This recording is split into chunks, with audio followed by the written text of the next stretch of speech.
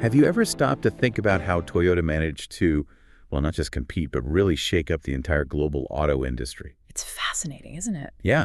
I mean, they went from being a relatively smaller player to a leader in quality and sales, even pushing past the big established names right here in North America.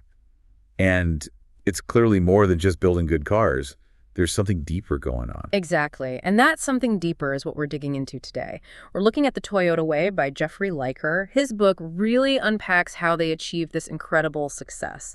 And spoiler, it's way more about a fundamental mindset than just the tools you see on the factory floor. Right. And Toyota's rise, it was just incredible to watch. You look back at the early 80s, the U.S. auto industry was, having a tough time losing ground. And suddenly Japan, especially Toyota, became this benchmark for designed-in quality, building great cars with remarkably few labor hours. Yeah, efficiency was key. By 2003, they'd actually surpassed Chrysler in North American sales. Yeah. The Camry was the best-selling passenger car here. And don't forget Lexus. Oh, absolutely. Lexus outsold BMW, Cadillac, Mercedes-Benz, and year after year, Toyota and Lexus just dominated those J.D. Power quality rankings, both initial and long-term. That consistency is the real story. It's not a fluke. No way.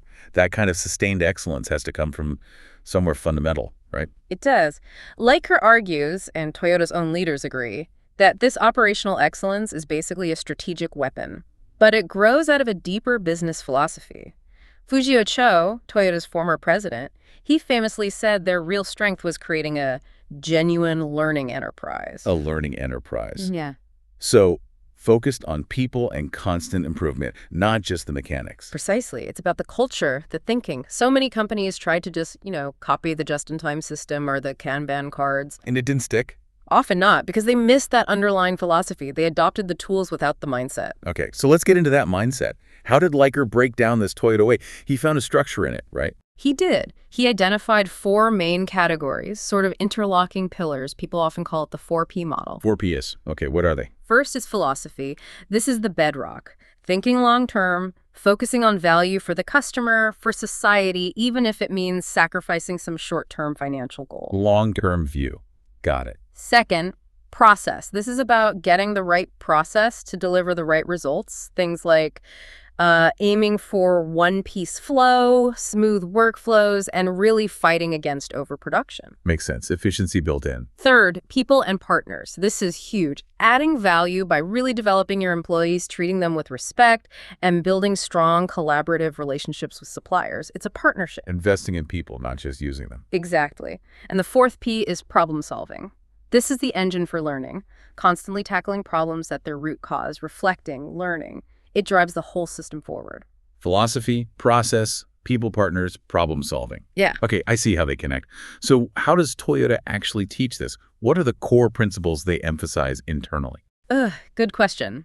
Liker highlights several, but 4 really stand out from Toyota's internal documents. One is super famous, Genchi Genbutsu. Genchi Genbutsu. Sounds important. What's it mean? It means go and see for yourself. Don't rely on reports. Go to the source, the actual place, the gemba. Go see it, really see it. Yes. The story of Yuji Okoya, the chief engineer for the Sienna minivan, is perfect. He didn't just read market research. He drove through all 50 U.S. states, plus Canada and Mexico. Wow, all 50. That's commitment. Totally. And by seeing how families use minivans, he realized they needed things like, believe it or not, 14 cup holders and a better turning radius for navigating, crowded parking lots, things you wouldn't get from a spreadsheet. 14 cup holders. That's definitely going and seeing. Okay, what's another principle? KAIZEN, continuous improvement. This one's pretty well known, but at Toyota, it's relentless. Small, incremental improvements, constantly, everywhere, by everyone. It's not a project. It's a way of life. So it's not just about big breakthroughs, but constant small steps. Exactly, though they aim for breakthroughs too. But Kaizen keeps everything moving forward daily. Then there's respect and teamwork. Okay, linking back to that people and partners P. Right. They genuinely value their employees and partners. Remember the NUMMI plant, their joint venture with GM? When things got tough, Toyota insisted on keeping the workers, retraining them in the Toyota production system, building trust. That's a huge long-term investment in people. It builds incredible loyalty and capability. And finally, there's challenge. Toyota fosters a spirit of challenging the status quo, setting ambitious goals, and pursuing them with courage and creativity. Challenge, like taking risks. Calculated risks, yes, but big ones. Think about the Prius. Developing a mass-market hybrid back then, that was a massive challenge, technologically and commercially. Many were skeptical. But they pushed ahead. They did, with a no-compromises approach, and they actually launched it ahead of schedule. That's the challenge spirit. Okay, this is really painting a picture. Genchi Genbutsu, Kaizen, respect and teamwork, challenge, all flowing from those 4 Ps. So let's distill this. If you're listening, what are the absolute key takeaways here? I think the first one has to be Toyota's success is not just about the tools. It's not just in time or Kanban boards. Right. Those are visible, but they're outcomes of something deeper. Exactly. It's a whole cultural and philosophical system. And companies that just try to bolt on the tools without changing the underlying thinking, they usually find lean doesn't last. Okay, takeaway 1. It's the system, the culture, not just the tools. What's number 2? Number 2 is the power of long-term thinking, especially regarding people. Consistently investing in, respecting, and developing employees and partners builds trust and commitment. And that, might mean sacrificing some short-term profit, but it's what fuels their long-term sustained success. People are the core asset. Makes sense. Long-term investment people pays off. Yeah. And the third takeaway? It has to be that relentless problem-solving loop, driven by go and see.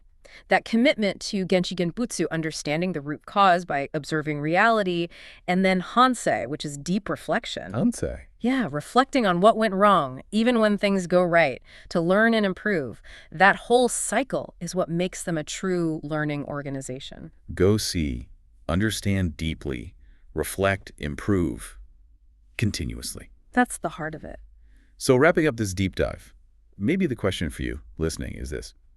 How could applying these kinds of deep principles, the long-term view, the respect for people, the relentless learning, how could that genuinely change things in your world? Right. How can you move beyond just, say, adopting a few techniques and start cultivating a truly adaptive learning culture? It might really challenge some conventional business thinking. Definitely something to think about.